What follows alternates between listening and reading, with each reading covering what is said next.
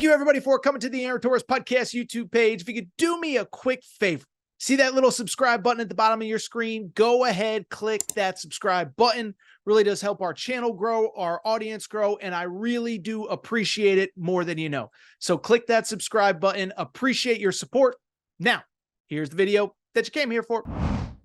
Listen, you want a good reflection of how fast this coaching carousel world moves, okay? And really how fast college sports in 2025 and in this portal NIL world move.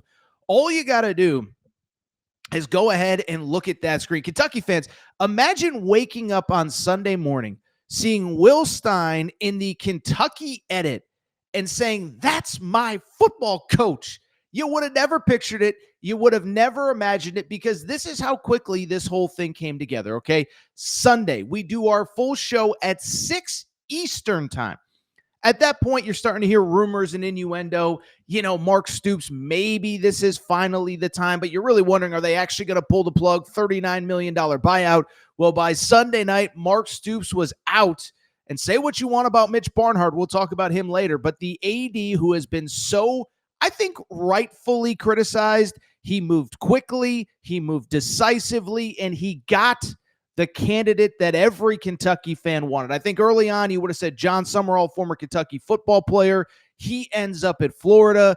But Will Stein, Louisville native, Trinity High School, same high school, by the way, as Jeff Brom. That is a story in and of itself. Well, by the end of Monday, Will Stein, offensive coordinator from Oregon, again, originally from Louisville, he is signed on the dotted line as the next Kentucky football head coach. And Kentucky fans celebrate. Kentucky fans rejoice. Kentucky fans, you should be happy. I think, all things considered, the circumstances you were in, the when you even started the process, this was not only about as well as you could do. I think it was even better than I think a lot of people expected. Let's go ahead and dive into this hire. Will Stein, Oregon offensive coordinator until the end of the college football playoff. I think we'll talk about that.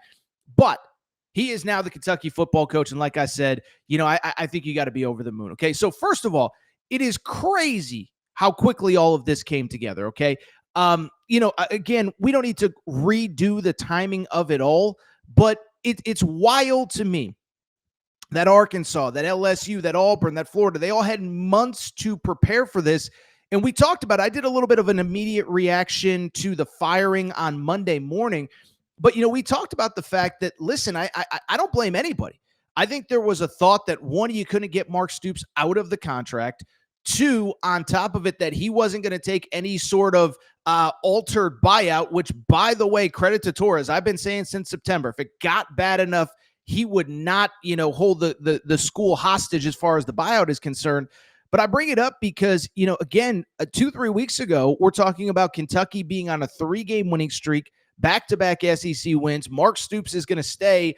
And then it falls apart against Vandy. It really falls apart against Louisville, okay? So first of all, credit to Mitch Barnhart. Whatever you think of him, said this is not good enough. This cannot go on. I can't go to my fans over the next 6 to 8 months and try to convince them to be excited for this football program. But then going out and getting Will Stein. All right, we're going to get back to the video that you're watching in just a second. But before we do, let's be honest. Being a college football fan in 2025, yeah, it'll age you fast. Your team stinks. You need a new head coach. Where's all the buyout money coming from? College football these days will leave you with a lot of wrinkles. But just because your team lets you down doesn't mean you can't keep that skin glowing. And I want to welcome a new partner to the Aaron Torres pod, Tiege Hanley, which makes uncomplicated skincare routines for men that actually work. So listen, even if your football team has you stressed, doesn't mean you can't still look good. I got the face wash right here. Tiege Hanley sent it to me. It works like a charm. I'm using it every day. Oh, by the way, we got the eye cream right here. Yeah, when you're looking at message boards all night long into the early morning hours, you're going to get some crow's feet. You need the eye cream. Tiege Hanley, love this about them. They use quality science-backed ingredients, and they ship everything you need right to your door each month. It's skincare made simple, no guesswork, no fancy nonsense. Even better, listen, we're approaching the holidays, and the bottom line is you're trying to find some gift ideas for you, for friends, for family. Well, guess what, fellas? This is the perfect gift to get you looking good into 2026. Maybe you got a new head coach. Maybe you'll be showing up for the press conference. You want to look good. Ladies, isn't this sort of the gift that's for him, but also for you as well? That's Tiege Hanley. Best part is, though, Tiege Hanley is taking care of listeners of the Aaron Torres pod with a very special offer. You can get 40% off your first box plus a free $20 gift. All you got to do is click the link in the description or pin comment to grab the deal. Again, 40% off your first box plus a free $20 gift. All you got to do is click the link in the description or the pin comment to take advantage of that deal. Trust me, your skin or whoever you get Tiege Hanley for, great gift again for the fellas in your life. Everybody's going to thank you. Your team might have you stressed, but there's no reason that you have to look it. Thank you to Tiege Hanley. Take advantage of the offer. We appreciate their support of the Aaron Torres pod. Listen, I think if you had asked Kentucky fans, like I said, 6 months ago, they would have said John Summerall. I think if you had asked Kentucky football fans 5-6 days ago, or maybe 3 days ago after the Louisville game, I think they all would have said, get us Will Stein, and that's exactly what he does. Now, listen, let's talk about the hire, okay? So we can't say for sure that this guy's going to work or that guy's going to work or that guy's going to be a home run. I actually thought virtually every new coach had a good first day yesterday on Monday. But what I will say about Will Stein is he checks a couple boxes. And before we even get into all the positives, I think it's also interesting because I think there was this perception, one, that nobody would want the Kentucky job if it opened, but two, how challenging it is, right? And so I bring it up because Will Stein, yes, he's only 36. Yes, it's his first head coaching job. But if he's going to enter the SEC as a 36-year-old first-time head coach, isn't this the time to do it? Auburn going through a change, Florida going through a change, LSU, Ole Miss, Arkansas, they're all going through changes. And so the league of even 3 to 4 years ago with Nick Saban and Kirby Smart, who is obviously still there, but Brian Kelly, I mean, you think about where the league was to where it is now, the league is still unbelievable, but with so much change, if you're going to be making this hire, this feels like the time to do it, and this feels like the guy you had to have, okay? So first of all, what I love about Will Stein is the same thing that every Kentucky fan loves about Will Stein, okay? Is it going to work? Is it not going to work? None of us know on any of these hires. The one thing I can tell you, that style of football that you watched the last 14 years with Mark Stoops, a lot of close games, a lot of low scoring, a lot of punts, a lot of field position. I don't think you're going to see that anymore. Okay, so Will Stein comes in a couple years as the Oregon offensive coordinator, and what I think you're going to see is a lot of points in a hurry, a fun offense, innovative, NFL talent all over that offense.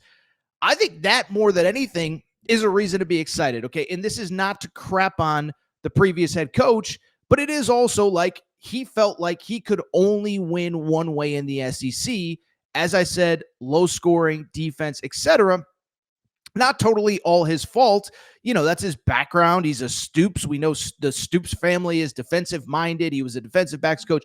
You go on and on, okay? But what I will say is that you're bringing in an offensive guy who should bring a fun offensive system. And I think the one thing that really stands out to me about Will Stein, too, is the ability to adjust on the fly, right? So, listen, offense is always fun to watch, right? And offense is especially fun to watch when everything's clicking, everything's going well, everything's operating on the highest level. What stood out to me, and I forgot to send this tweet to producer Matt, so that one's on me, but Jeff Schwartz, former Oregon offensive lineman who now works in the media, he actually does stuff with Fox Sports Radio. I don't know him very well. We've been on each other's shows, whatever.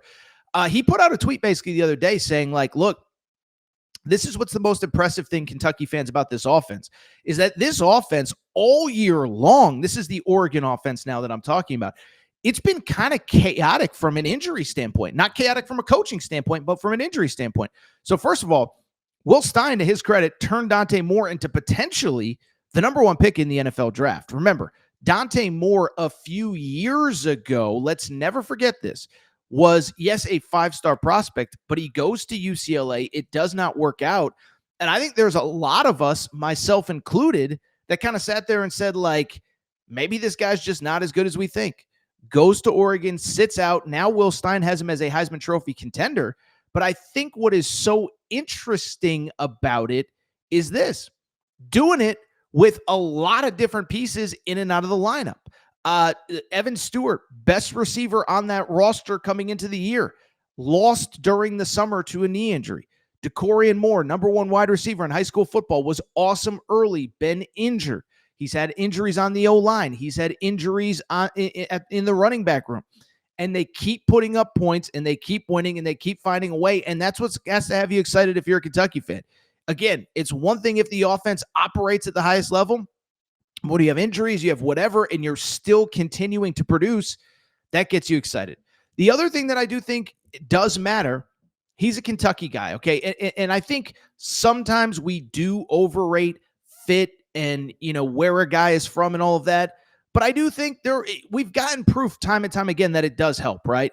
On the negative side, Brian Kelly just never fit at LSU. And I'm just using him as an example, right? Kalani Sitake, we'll talk about it in a second. Does he really make sense for Penn State? I don't know.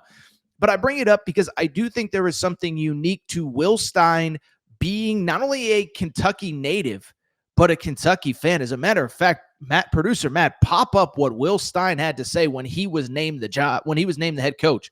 Quote, "I'm honored and excited to become the next head coach at Kentucky. Growing up in Kentucky and sitting in the stands at UK games as a kid, I could only dream of one day leading the Wildcats. This is truly a dream come true." So listen, is it everything? No. If he was a Kentucky fan and a Kentucky, a former Kentucky season ticket holder from Louisville who had the 109th ranked offense at Wyoming, do I think he's the right candidate? No. But I do think it helps. I do think it helps because being a Kentucky fan, one, you're just going to naturally know a lot of people in the area.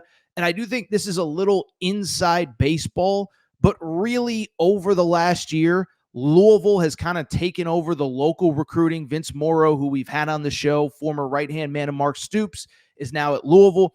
So you needed somebody that knew the area. And I'm not saying you have to only recruit Kentucky or whatever. I'm just saying having a guy who knows the area helps. But having a guy who knows the area, who knows what it takes to win, who wants to be there, I think that's another thing, right? I know we're at a weird time in Kentucky basketball with Mark Pope and the struggles that he's having right now. But I do think there's something to Kentucky former player wants to be there, dream job, wants to figure out a way to make it work. And I think it's going to be the same with Will Stein. And I think, by the way, there's a good example locally, really 2 of them, of what happens when you get not only the right coach, but the right coach for that area and that understands a school and an area. Look at what's happening at Vanderbilt right now with Clark Lee. Clark Lee, Vandy alum, understood what it took to build a program at that school and doesn't want to leave. He wants to be at Vandy. He wants to build a title contender at Vandy, and we'll find out if he has the blueprint big picture. But short term, it sure does feel like he has the blueprint. So that's exciting. Even Jeff Brom from Louisville gets the area. So that to me matters. Now, I think the big questions start to become what's next. By the way, let me sidetrack for half a second here, because I will say this. Speaking of Kentucky, I'm actually going to be at Mint Kentucky Downs next week in Franklin, Kentucky at the Circus Sportsbook. We'll get back to Will Stein in a second, but it's on my mind, and I'm going to just forget if I don't mention it. But listen, as you get ready for Kentucky basketball, as you get ready for this new era of Kentucky football, you need a place to watch all these games, right? Well, I've told you, Circa Sportsbook has officially been put in place at Mint Kentucky Downs in Franklin, Kentucky, okay? So Circa Sportsbook, biggest sportsbook in the world out in Vegas, they now run the sportsbook at the Mint. And what I love about Circa is that they are customer-friendly, sports-friendly, all the big games, everywhere you go. And if you don't want to live in a world where you need to download a million apps, SEC +++, triangle, exclamation point to watch whatever, all you got to do is go to Circa Sportsbook. They have opened up a new one in Mint Kentucky Downs in Franklin, Kentucky at the Mint. I'm actually going to be there next week. I got to go up to Nashville next weekend. So I'm going to pop in, maybe do a show there next week. But if you live in Kentucky, check it out. Mint Kentucky Downs, Franklin, Kentucky. By the way, as we get closer to March Madness, we'll do some shows, invite everybody out there. But check it out yourself. Mint Kentucky Downs, Franklin, Kentucky. And oh, by the way, you want to let them know that Torres sent you. Tag Circa Sports. Tag Aaron_Torres. All right, so let's get back to Will Stein. I had to get that off my chest because I'm just fired up to be there next week on my way to Nashville. So, Will Stein, I think the big questions to me become what's next, okay? And I think the thing that is actually most intriguing to me is that this is one of the rare times in frankly, the last 15 years since Mark Stoops has been the head coach at Kentucky, that Will Stein is walking into a situation that's pretty good at the quarterback spot, right? Remember last week when Mark Stoops was saying, I'm a Kentuckian, I belong here, I should be here? And then he kind of mentioned in passing, oh yeah, Cutter Boley already told me he's going to be back next year. Well, I just bring it up because when I look at Mark Stoops saying that, what it said to me was that was Mark Stoops' last gasp of, yeah, we just got crushed by Vandy, but I got the quarterback figured out. I'm coming back. That doesn't happen. But I think that's what's going to be interesting with Will Stein. I think there's a few things. One, does he keep Cutter Boley? I think he should. I don't know what he'll do. I don't know if he has something in his back pocket. And the one thing I will say, I think every coach should be allowed to run the program from scratch the way that they want. This isn't 1967 anymore. It's not 1992. You shouldn't have to retain players that either don't want to be there or that you don't think fit. But I do think it's interesting. For the first time in a long time, you actually might have the right quarterback in place, and you're now bringing in an offensive coach. I think what's also interesting, and this part fascinates me, are there some of those guys on that Oregon roster that are really, really, really good, but might not be the perfect fit at Oregon at this time? And could they join Will Stein in the SEC? You know, I said this when we did the quick reaction yesterday to Mark Stoops being fired, but I said, like, look, here's the bottom line, is that when I looked at the candidates, I said it should either be Will Stein or Brian Hartline. And the one thing I did say with Brian Hartline, it had been pretty insinuated through back channels that Brian Hartline, early on, he was a candidate at Penn State. He may still be. But I bring it up. And by the way, by the time you watch this, Brian Hartline might be the head coach at Penn State for all we know. Okay. But I bring it up because when we were talking Brian Hartline yesterday, I said, Brian Hartline kind of insinuated and has kind of, I've been told, insinuated behind the scenes that if you hire me, some of those guys at Ohio State that aren't seeing the field right now, they might have a place for us at Penn State. And I referenced, Tavian St. Clair, who's the backup quarterback at Ohio State, former 5-star. Well, I only bring it up because I'm curious with Will Stein. I'm not going to start naming names. I'm not going to start putting stuff out there. But are there really good players, 4-star guys, 5-star guys that aren't seeing the field that maybe could see the field at Kentucky? And so I think you have to be excited. I can't wait to hear what his game plan is. The other thing, and I mentioned this yesterday as well, coming from the Dan Lanning tree, I think is really important, okay? And I said this the other day. Again, Justin Hopkins covers Oregon. I remember him telling me this years ago, about 3 years ago. He said, I covered Mario Cristobal when Mario Cristobal was here at Oregon, and I thought I had never seen a recruiting machine like it. He said, then I saw Dan Lanning go to work, and it's even a completely different level from that. He said, Dan Lanning has a plan for high school seniors, for high school juniors, for high school sophomores, for fifth-year transfers, for sit-out transfers, for transfers that are going to take 2 or 3 years to develop, for JUCOs, for grad. He has a plan for everything and a backup plan to a backup plan to a backup plan. And so to me, that's the other thing that has to have you really excited if you're a Kentucky fan, coming from that Dan Lanning coaching tree. Ultimately, it's really the Nick Saban coaching tree, but Will Stein never coached under Nick Saban that I'm aware of. But I just bring it up because recruiting is the lifeblood. And there's no, hey, maybe that, no. When you work for Dan Lanning, you recruit 365 days a year, and I can't wait to see the type of talent that Will Stein brings in.